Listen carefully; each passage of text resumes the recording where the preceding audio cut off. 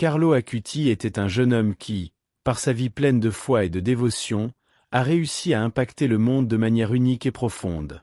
Aux yeux de beaucoup, il n'était qu'un adolescent ordinaire, mais sa relation avec Jésus-Christ et avec l'Église révélait une maturité spirituelle hors du commun. Il a su concilier sa passion pour la technologie avec sa dévotion religieuse, et ce faisant, il a touché le cœur de nombreux jeunes chrétiens qui, comme lui, cherchaient à vivre leur foi dans la modernité. Il croyait que la véritable richesse ne résidait pas dans les biens matériels, mais dans la richesse spirituelle qu'on acquiert par la prière, l'étude des Écritures et la louange à Dieu. Carlo voyait la Bible non seulement comme un livre sacré, mais comme un manuel de vie à suivre à chaque étape. La manière dont il utilisait sa foi, cherchant toujours à être proche de Dieu dans toutes ses actions, est devenue une source d'inspiration pour beaucoup. Il était courant de le voir consacrer son temps non seulement à l'école, mais aussi à la prière, à l'étude de la parole et à l'adoration du Christ. Et bien qu'il fût jeune, sa sainteté était admirable et digne d'être suivie.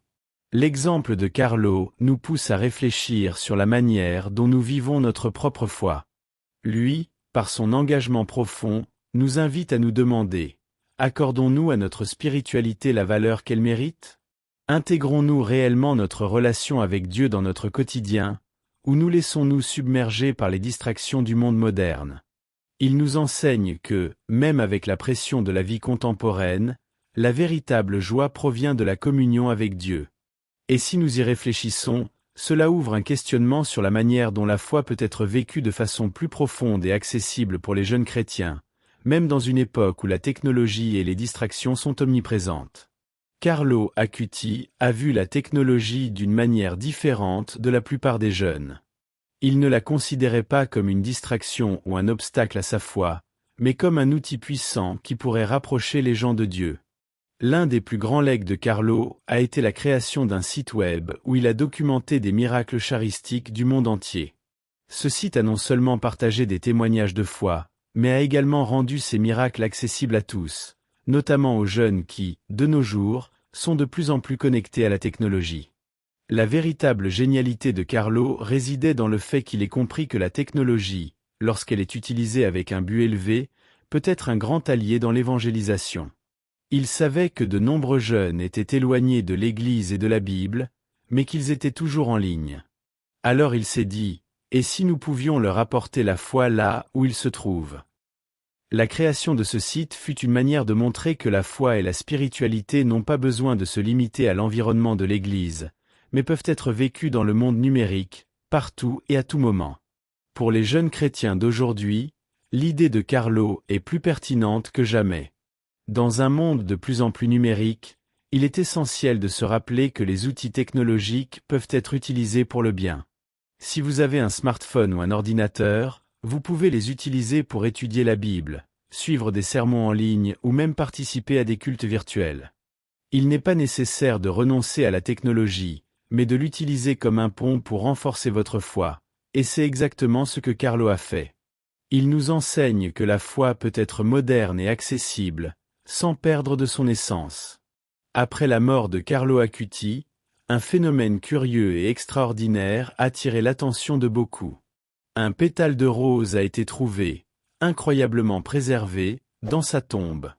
Ce qui rendait ce pétale encore plus impressionnant, c'est qu'il était en parfait état, même après tout ce temps.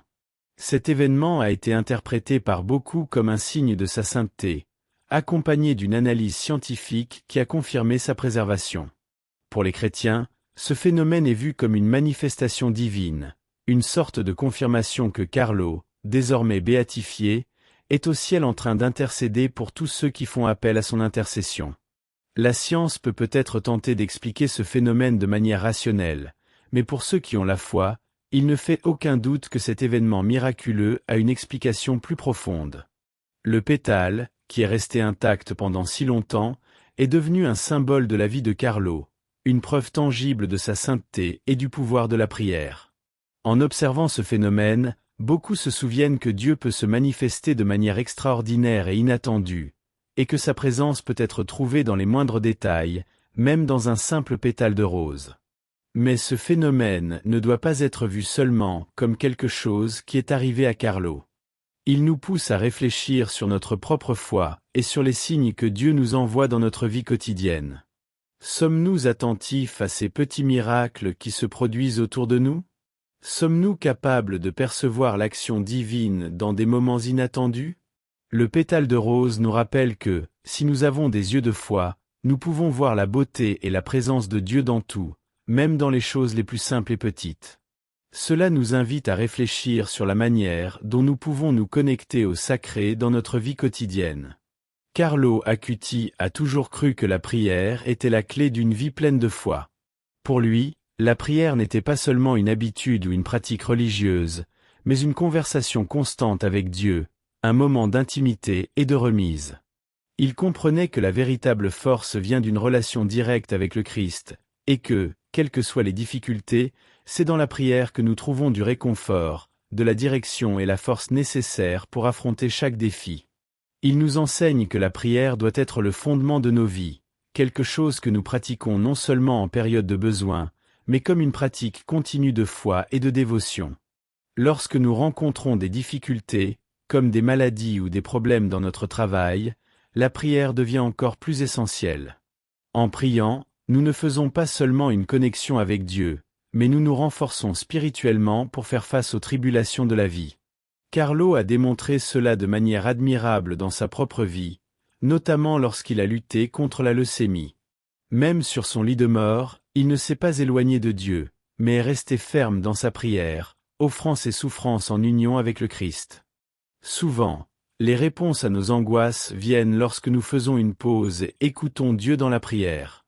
La foi, associée à la prière, peut produire des résultats extraordinaires, car elle nous relie à la puissance divine toujours accessible.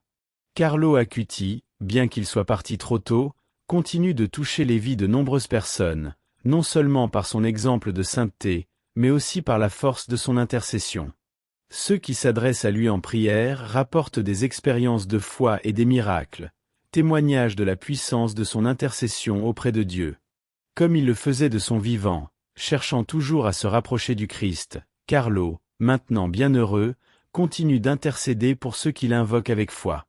Voilà l'une des merveilles de la prière. Elle dépasse le temps et l'espace, permettant même aux saints, après leur mort, de venir en aide à ceux qui luttent spirituellement.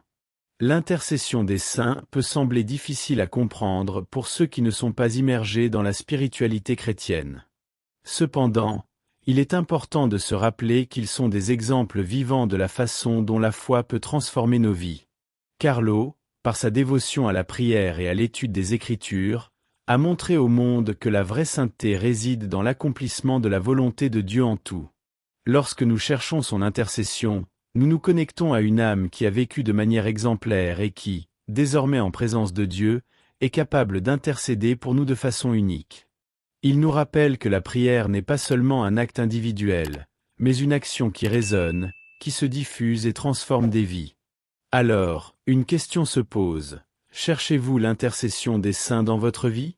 Peut-être est-il temps d'apprendre à faire confiance à cette puissante chaîne de prière qui nous entoure, soutenue par des modèles de foi et de dévotion. En demandant l'intercession de Carlo, nous ne demandons pas seulement des biens matériels, mais une connexion plus profonde avec la volonté divine. Il nous montre que, tout comme il a utilisé sa foi pour avoir un impact sur le monde, nous pouvons également utiliser la nôtre pour transformer nos vies et celles de ceux qui nous entourent. La sainteté est souvent perçue comme quelque chose de lointain, réservé à ceux qui consacrent toute leur vie à une quête spirituelle incessante. Cependant, Carlo Acuti a brisé cette idée en montrant que la sainteté est à la portée de tous, quel que soit leur âge, leur statut ou leur occupation. Il était un jeune homme avec des intérêts et des passe-temps ordinaires, mais sa foi en Jésus-Christ et son désir de servir Dieu et les autres ont fait de lui un exemple éclatant de sainteté accessible. Carlo nous rappelle que la véritable sainteté ne nécessite pas une vie isolée ou extraordinaire, mais un engagement quotidien envers la prière, le service aux autres et la fidélité à Dieu. Le message que Carlo nous laisse est limpide. La sainteté n'est pas une route réservée à quelques élus. Dans sa vie, il a incarné la foi au quotidien, avec une dévotion applicable à chacun de nous. Si nous cultivons une foi sincère, si nous pratiquons le culte, la prière et l'adoration de manière constante, nous pouvons tous atteindre un certain niveau de sainteté dans notre vie quotidienne. Il n'est pas nécessaire d'être moine ou de vivre dans un monastère pour être saint. Comme Carlo, nous pouvons être saints dans notre travail, dans nos interactions quotidiennes et dans notre engagement envers Dieu. Cela nous pousse à réfléchir. Que faisons-nous dans notre propre vie pour nous rapprocher de la sainteté? La véritable vocation à la sainteté réside dans le fait de vivre notre foi de manière simple mais fidèle, dans tous les aspects de notre existence. Tout comme Carlo l'a démontré, chacun peut être saint s'il suit cet exemple de dévotion et de foi. En faisant cela, nous nous rapprochons de Dieu, nous nous connectons davantage à sa volonté, et nous nous préparons à vivre avec un but et une signification. La vie de Carlo Acuti n'a pas été exempte de difficultés. Lorsqu'il a été diagnostiqué d'une leucémie, il a su que sa vie serait courte. Mais au lieu de se désespérer, il a utilisé ce temps limité pour servir Dieu et les autres de manière encore plus profonde. Pour Carlo, la souffrance n'était pas quelque chose à fuir, mais une occasion d'offrir ses douleurs par amour pour Dieu. Il a compris que la souffrance fait partie du parcours humain, mais que, vécue dans la foi, elle peut devenir une source de grâce, quelque chose qui purifie l'âme et renforce notre lien avec le Christ. En agissant ainsi, Carlo a montré comment foi et souffrance peuvent marcher ensemble, menant à une vie de service encore plus dévouée. La connexion entre foi et souffrance est l'un des thèmes centraux du christianisme. Jésus-Christ, par sa propre douleur et son sacrifice sur la croix, nous a enseigné l'importance de porter notre croix avec courage et confiance en Dieu. Carlo Acuti a suivi cet enseignement avec fidélité. Même en sachant que son temps était compté, il est resté ferme dans la prière et l'étude des Écritures, offrant sa souffrance comme un acte de service à Dieu.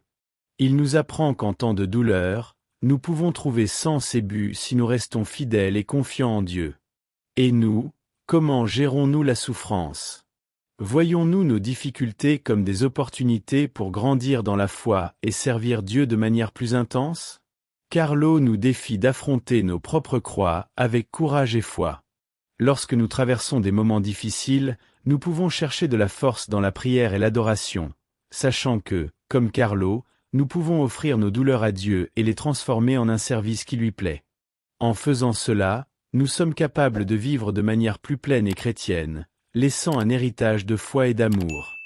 Malgré sa courte vie, Carlo Acuti a laissé une empreinte profonde sur l'Église et sur de nombreux jeunes à travers le monde. Il a montré que la jeunesse n'est pas un obstacle pour vivre une foi authentique, mais une opportunité de faire de grandes choses au nom du Christ. Carlo était un exemple vivant qu'il est possible, même en étant jeune, d'être profondément dévoué, de mener une vie de prière constante et de vivre de manière simple et accessible. Il intégrait sa foi dans tout ce qu'il faisait, que ce soit à l'école, avec ses amis ou en famille. Son amour pour Jésus-Christ et son désir de servir les autres étaient évidents, inspirant ainsi de nombreux jeunes chrétiens à s'approcher de Dieu avec une foi authentique et sans réserve. Le message de Carlo est clair, être jeune ne signifie pas être immature spirituellement. Il nous montre également que les jeunes ont le pouvoir de transformer le monde qui les entoure, à condition qu'ils s'engagent à vivre les valeurs du christianisme avec courage et authenticité. Si vous êtes jeune, il y a une précieuse leçon à tirer de la vie de Carlo Acuti. Sa foi n'était pas quelque chose qu'il remettait à plus tard, mais une réalité qu'il vivait intensément dans le présent. Pour ceux qui cherchent encore une foi solide, la vie de Carlo est une invitation à plonger dans la prière, le louange et l'étude de la Bible, sans attendre le moment idéal. La jeunesse est le moment idéal pour cela, et Carlo nous a montré qu'avec dévouement, il est possible de vivre une foi qui laisse une empreinte durable. Dans l'ère numérique où nous vivons, la technologie est souvent perçue comme un obstacle à la spiritualité, une distraction qui nous éloigne de Dieu.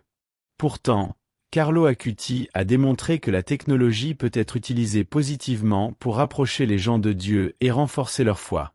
Grâce à ses compétences en informatique, il a créé un site web documentant les miracles charistiques à travers le monde, rendant ses témoignages accessibles à des millions de personnes, en particulier aux jeunes qui sont si connectés à la technologie. Carlo nous enseigne que, plutôt que de voir la technologie comme une entrave à notre foi, nous pouvons l'utiliser pour nous rapprocher de Dieu et vivre notre spiritualité de manière moderne et accessible. La technologie, utilisé de manière intentionnelle et consciente, peut devenir un outil puissant pour propager l'Évangile. Aujourd'hui, il est possible d'accéder à des études bibliques, des cultes en ligne ou même de participer à des groupes de prière, tout cela grâce à un simple smartphone ou ordinateur. Vous pouvez suivre des pages et des chaînes diffusant des messages chrétiens, des méditations quotidiennes ou des vidéos éducatives sur la Bible et la vie des saints. La technologie ouvre des portes pour vivre la foi de façon plus dynamique, interactive et engageante, touchant des personnes de tous âges et de tous horizons. Cependant, pour tirer le meilleur parti de la technologie, il faut avoir l'intention claire de rechercher Dieu à travers elle. À l'instar de Carlo, nous pouvons utiliser les outils numériques pour partager notre foi, étudier la parole de Dieu et nous connecter avec d'autres chrétiens à travers le monde. En agissant ainsi, nous créons un espace où spiritualité et technologie s'unissent, renforçant notre lien avec le Christ. L'exemple de Carlo nous invite à réfléchir. Comment utilisons-nous les outils numériques dans notre propre vie? Et comment pouvons-nous les employer pour nous rapprocher davantage de Dieu? Malgré ses talents extraordinaires et son impact immense, Carlo Acuti a mené une vie d'humilité qui impressionnait tous ceux qui l'entouraient.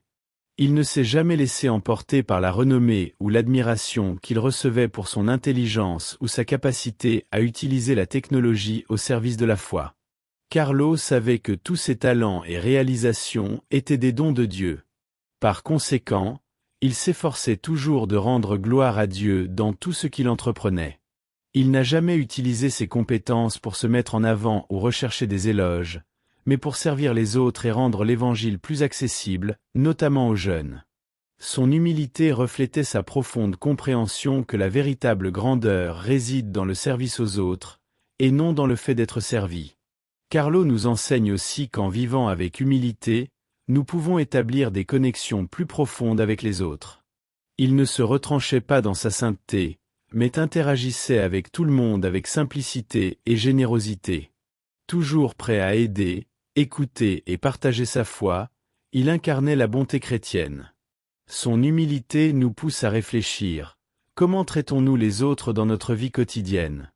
Recherchons-nous l'humilité, reconnaissant que tout ce que nous avons est un cadeau de Dieu, que nous devons utiliser pour le bien des autres. Vivre avec humilité ne signifie pas cacher nos qualités ou nier nos talents, mais les utiliser de manière consciente et désintéressée. Comme Carlo, nous pouvons être des exemples de foi et de bonté, sans rechercher les applaudissements ou la reconnaissance. Il nous apprend que la véritable grandeur réside dans le service à Dieu et au prochain, avec un cœur pur, sans se laisser corrompre par l'orgueil ou la vanité. L'humilité de Carlo est une invitation à réfléchir sur notre attitude envers les autres et sur la manière dont nous pouvons vivre notre foi avec simplicité et sincérité. La vie de Carlo Acuti continue d'inspirer des milliers de jeunes à travers le monde, même des années après sa mort. Il a prouvé que la jeunesse n'est pas une excuse pour vivre sans foi ni but. Au contraire, Carlo a démontré que la jeunesse est une période puissante pour vivre sa foi de manière intense et transformative. Même dans un monde qui semble de plus en plus éloigné des valeurs spirituelles, Carlo reste un exemple de la manière dont les jeunes chrétiens peuvent intégrer leur foi dans leur quotidien, affrontant les défis avec courage, détermination et dévotion au Christ. Il nous enseigne que la vraie force ne réside pas dans la jeunesse elle-même, mais dans la manière dont nous choisissons de vivre notre foi. Carlo a inspiré non seulement par la manière dont il vivait sa foi, mais aussi par son utilisation judicieuse des outils à sa disposition, comme la technologie, pour diffuser le message chrétien. À une époque où les jeunes sont immergés dans les réseaux sociaux, les applications et les plateformes numériques, Carlo montre que ces outils peuvent servir des objectifs nobles, comme partager la parole de Dieu, étudier la Bible et se connecter avec d'autres chrétiens à travers le monde. En agissant ainsi, il a non seulement rendu la foi plus accessible, mais il a également prouvé que la jeunesse peut être la force qui guide l'Église vers un avenir plus connecté à l'esprit chrétien. Cependant, la plus grande leçon que Carlo nous laisse est que, même en période d'incertitude et de défi, les jeunes peuvent trouver en Christ le fondement de leur vie. La foi de Carlo était authentique, non pas quelque chose qu'il pratiquait pour plaire aux autres ou suivre une tradition, mais une foi qu'il vivait avec sincérité et intensité. Il nous invite à réfléchir. Comment vivons-nous notre foi? Permettons-nous à la recherche de gloire ou aux distractions numériques de nous éloigner de Dieu, ou utilisons-nous nos plateformes et notre énergie pour répandre l'amour du Christ? Carlo nous montre que la jeunesse est une occasion unique de faire la différence dans le monde.